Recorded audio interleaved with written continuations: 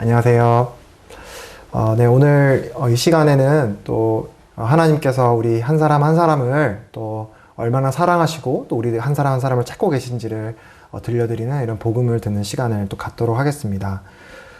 최근에 제가 한 중학생으로부터 이렇게 아주 재미있는 또 흥미진진한 그런 질문을 받게 되었습니다. 이 중학생이 저에게 이렇게 말을 했었습니다. 세상은 왜 이렇게 불공정하고 또 불합리한 일들이 참 많은 것인가요? 어떤 사람은 참 유복하고 참 행복한 가정에서 태어나는 그런 사람들도 있고, 또 어떤 사람들은 우리가 볼 때 너무나 불행하고 어렵고 또 넘을 때 좀 불공정한 그런 상황 속에서 태어나서 어렵게 살아가는 사람들이 있는데, 하나님은 왜 그렇게 공의롭고 정의로우신 하나님이 왜 그런 일들을 허락하시는 건가요? 라고 하는 질문을 한 중학생에게서 받았습니다. 이 질문은 아주 좋은 질문인 것 같습니다. 왜냐하면 우리 모든 사람 한 사람이 우리 살아가면서 다 그런 질문들을 한 번씩은 해보는 그런 질문인 것 같았기 때문입니다.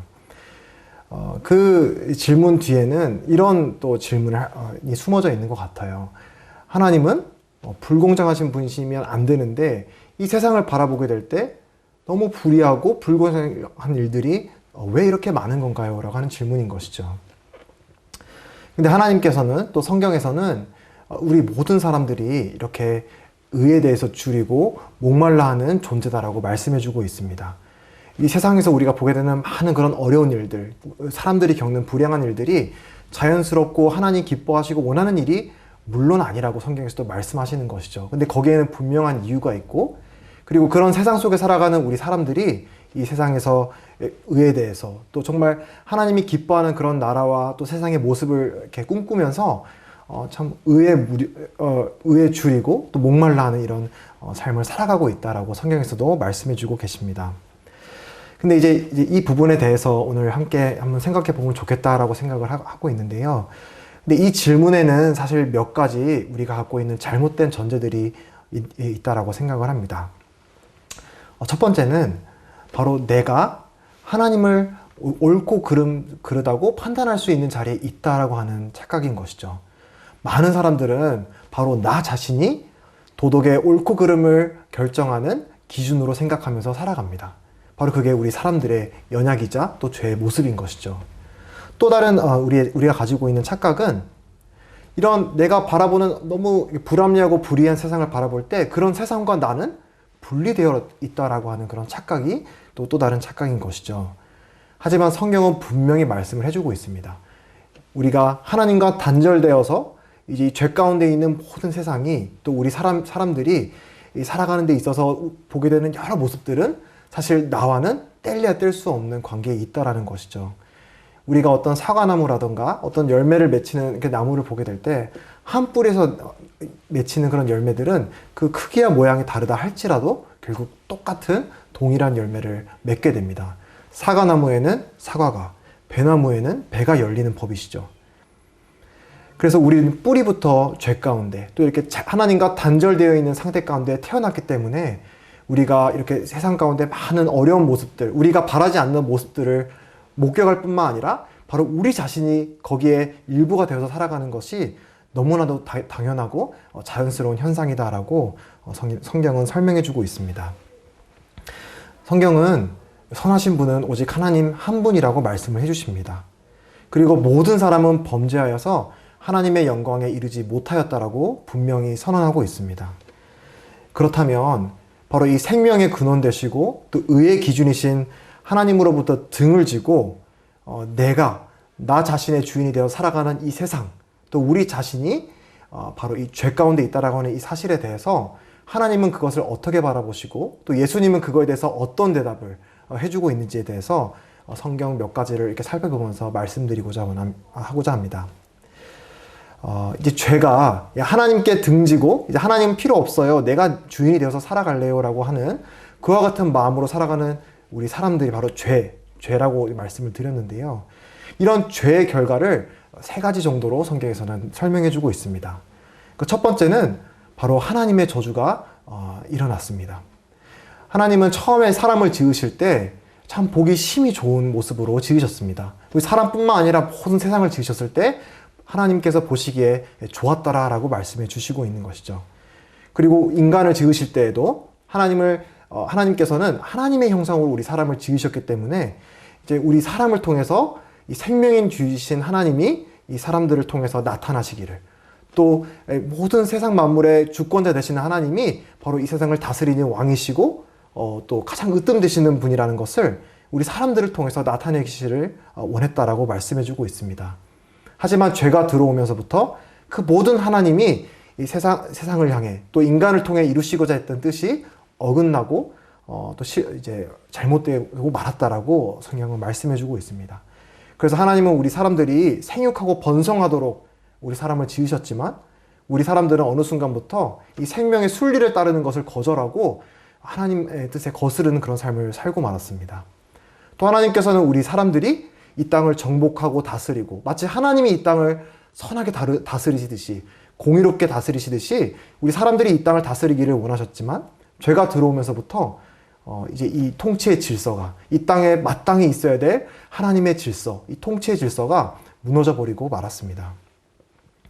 그리고 하나님께서는 결국 이제 이 사람과 사람을 서로 사랑하고 서로 섬기고 서로의 필요를 도와주는 그와 같은 관계 가운데 우리 사람을 지었지만 이 죄가 들어오면서부터 서로를 착취하고 서로의 이익을 위해서 서로를 이용하는 그와 같은 관계로 변질되어 버리고 말았습니다. 이 모두가 결국 우리 사람이 죄를 지어서 이 죄가 이 세상에 들어옴으로 일어났던 아주 슬픈 결과들이었던 것입니다.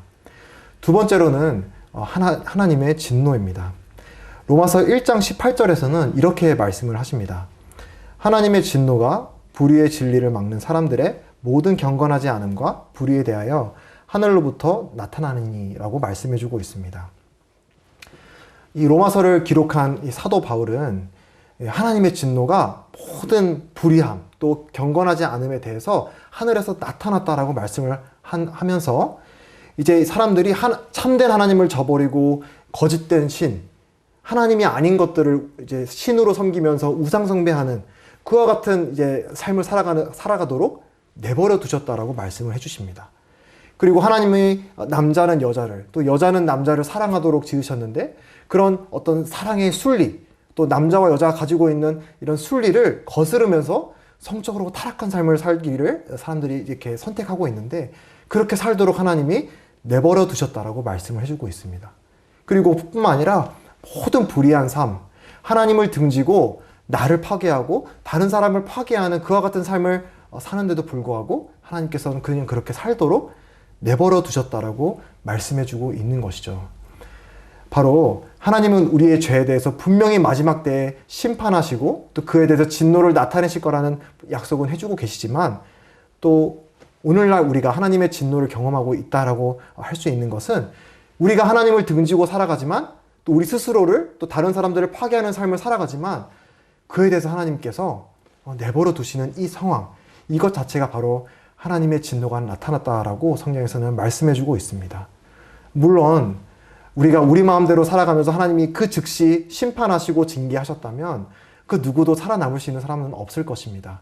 그래서 하나님이 이 사람들을 이렇게 지금 죄의 길로 나아가도록 또 다시 돌아올 때까지 기다리시는 것은 하나님의 진노인 동시에 또 하나님의 오래 참으시는 긍휼이기도 합니다.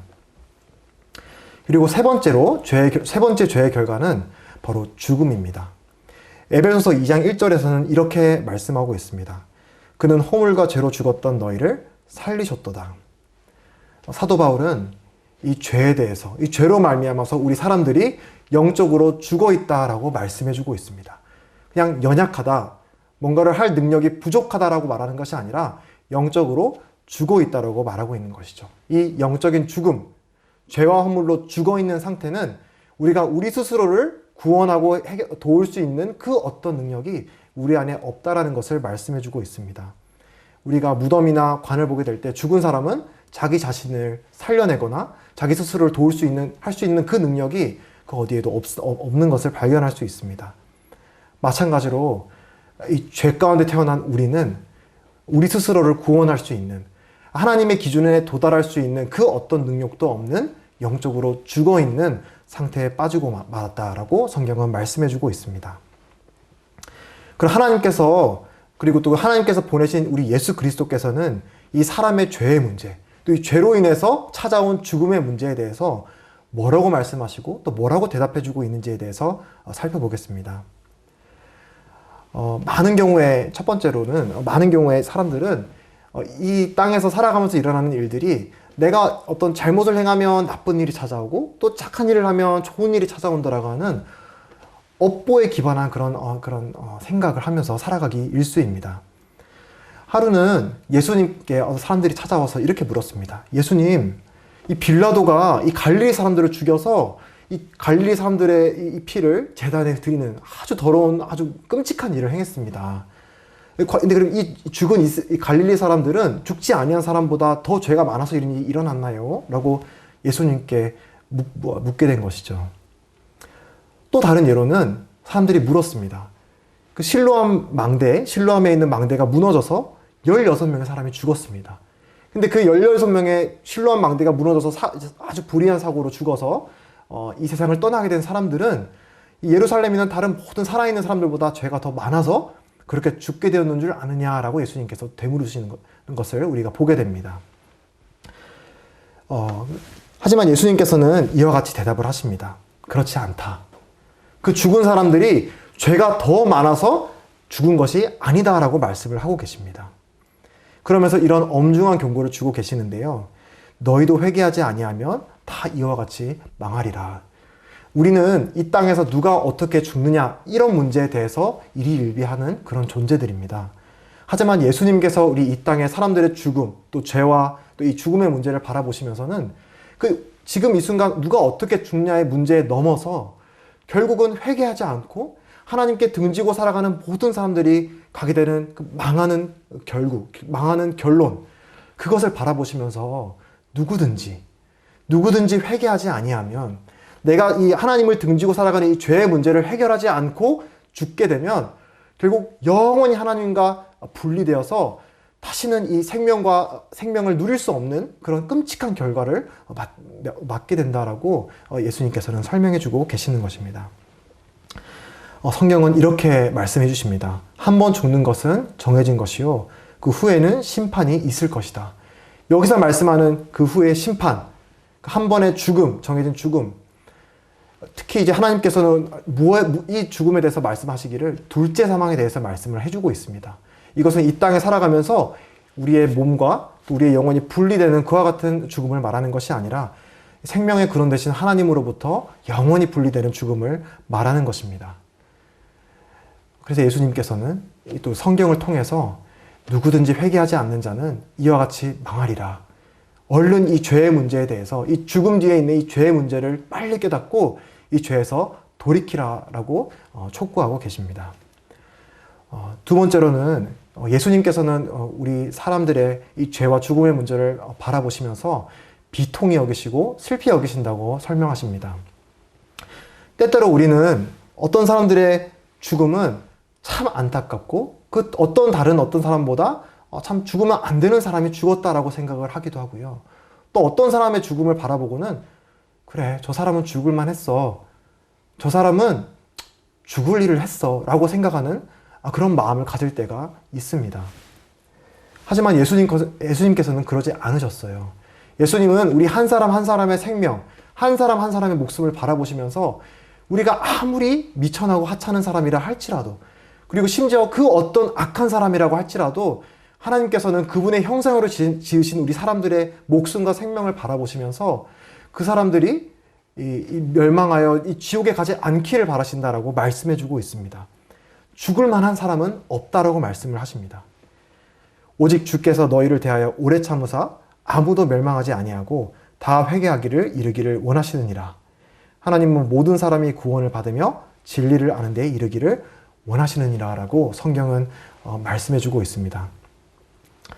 그래서 예수님께서는 이 땅에 살 때 그분을 따르는 한 제자, 나사로라고 하는 이름하는 제자가 죽게 됩니다. 이 제자는 예수님을 믿는 사람이었고 구원을 받은 사람이었습니다. 그러면 얼핏 생각하면 구원을 받은 사람이니까 이제 죽음 문제에 대해서 얘 죽었으니까 천국 가니까 뭐 슬퍼할 필요가 없겠네 라는 그런 우리의 인간적인 생각을 가질 수도 있겠지만 우리 예수님은 그 나사로의 죽음을 바라보시면서 그리고 나사로의 누이들인 마르다와 마리아, 그리고 그 나사로의 죽음을 슬퍼하는 그 사람들의 모습을 바라보시면서 비통히 여기시고 슬피 여기셨다라고 성경은 기록합니다. 예수님은 우리 사람들을 이 지경으로 몰아넣은 이 죽음이라고 하는 문제를 바라보시면서 또 이 죄라고 하는 문제를 바라보시면서 비통히 여기시고 슬피 우셨다라고 성경은 말씀해주고 있습니다. 요한복음 11장 25절 또 26절에서는 이런 슬픔에 빠져있는 이 죄와 죽음 앞에서 좌절하고 낙담해 있는 마르다에게 예수님께서 이렇게 약속을 하십니다. 예수께서 이르시되 나는 부활이요 생명이니 나를 믿는 자는 죽어도 살겠고 무릇 살아서 나를 믿는 자는 영원히 죽지 아니하리라. 예수님이 말씀하신 죽음과 생명의 문제는 그냥 이 땅에서의 육신의 죽음과 생명의 문제를 말씀하신 것이 아닙니다. 예수님은 우리의 영적인 생명, 영적인 삶에 대해서 말씀해주고 있는 것이죠. 그래서 누구든지 예수 그리스도를 믿는 사람은 예수 그리스도께서 우리의 죄의 문제를 해결해 주시기 위해서 이 땅에 오신 것을 믿는 사람들은 하나님께서 영원한 생명을 주시겠다라고 약속하신 것이죠. 그럼 예수님께서는 우리 사람들의 죄와 슬픔의 문제에 대해서 비통히 여기시고 이렇게 슬피 여기셨는데, 근데 거기에 더 나아가서 이제 세 번째로 예수님은 이 죄와 죽음의 문제에서 어떻게 하셨냐라는 질문에 대해서 우리 주님은 이 우리의 죄로 인한 우리의 죽음의 문제에 대해서 이 죽음에 동참하시고 또 부활하셨다라고 성경은 말씀해주고 있습니다. 구약은 많은 선지자들을 통해서 이제 이 세상의 모든 이 죄를 위해서 이 대신 고난 받으시고 죽으시고, 그러니까 우리 한 사람 한 사람의 죄를 위해서 대신 죽어주실 메시아가 올 것이라는 것을 약속하였습니다. 근데 그 구약의 약속대로 우리 예수 그리스도께서는 이 땅에 오셨고, 바로 하나님께서 이 세상 죄를 짊어지고 가는 어린 양으로서 이 세상을 구원하고 또 이 땅을 통치하고 또 심판하실 분으로, 하나님이 임명하신 분으로 이 땅에 오셨습니다. 그리고 이 땅에 사시는 가운데 이제 고난 받으시고 십자가에 돌아가시고 또 성경에서 말씀하신 대로 3일 만에 부활하셨습니다. 그래서 누구든지 이 예수 그리스도께서 바로 나의 죄, 나 자신의 죄를 위해서 이 예수님께서 대신 죽으셨구나 라는 것을 믿는 자에게, 또 이 주님께서 죽음에 머무시지 않고 3일 만에 다시 부활하셨다라는 사실을 믿는 사람들에게 하나님께서는 예수님이 죄에 대해서 죽으셨고 또 하나님의 능력으로 죽은 자 가운데 살아나신 예수님을 바라보시면서 그 믿는 자들도 똑같이 예수님처럼 죄에 대하여서는 죽고 하나님께 대하여서는 살아있는 자로 여겨주신다라고 성경은 말씀해주고 있습니다. 이것은 우리 자신의 공로가 아닙니다. 이거는 전적으로 하나님의 은혜로 말미암아 우리가 선물로 얻게 된 하나님의 구원의 선물입니다. 근데 이건 하나님의 은혜로 받게 된 구원의 선물이라고 할지라도 여기에는 지대한 하나님의 값이 치러졌다는 사실을 우리는 기억해야 합니다. 그것은 바로 하나님의 아들이신, 또 그 어떤 죄도 없으셨던 아들 예수 그리스도께서 저와 여러분의 죄를 위해서 십자가에 달려 대신 돌아가셨다는 사실인 것입니다. 왜 그렇게 하셨을까요? 성경은 하나님께서 세상을 사랑하사라고 설명해주고 있습니다. 하나님은 우리들을 사랑하십니다. 그분의 가장 아끼시는 독생자를 우리에게 주시기까지 우리 한 사람 한 사람을 사랑하시고 우리를 되찾기를 원하신다라고 성경은 말씀해주고 있습니다. 마치 잃어버린 자녀 하나를 간절히 애타게 찾고 기다리는 아버지의 마음처럼, 또 어머니의 마음처럼 그런 애타는 마음으로 우리 한 사람 한 사람을 찾으시며 또 기다리고 계시다라고 성경은 말씀해주고 있는 것이죠. 아까 말씀드린 그 나사로의 죽음 가운데 이제 그 나사로의 누이였던 마리아에게 우리 예수님께서는 이렇게 약속하십니다. 요한복음 11장 40절인데요. 내 말이 내가 믿으면 하나님의 영광을 보리라 하지 아니하였느냐. 예수님께서는 믿는 자는 하나님의 영광을 볼 것이라고 말씀을 하셨습니다. 이건 나의 힘에 달려있지 않습니다. 우리가 할 수 없기 때문에 바로 하나님께서 하신 그 구원의 일을 우리가 믿는다면 그 하나님께서 승리하시고 또 죄를 이기시고 또 우리를 부활의 생명으로 우리를 이끌어내시는 그 놀라운 하나님의 영광에 참여하는 그런 구원을 우리는 경험할 수 있을 것이라고 성경은 약속해주고 있는 것입니다. 저와 여러분 한 사람 한 사람을 자기 자신의 또 가장 사랑하는 아들의 목숨만큼 사랑하신 하나님을 또 우리 예수 그리스도를 개인의 구주로 영접하시고 또 믿으시고 하나님의 영원한 생명에 동참하시는 그런 놀라운 영광에 우리 모두가 참여하는 그런 우리가 되면 참 좋겠습니다. 네, 이상으로 말씀 줄이도록 하겠습니다. 감사합니다.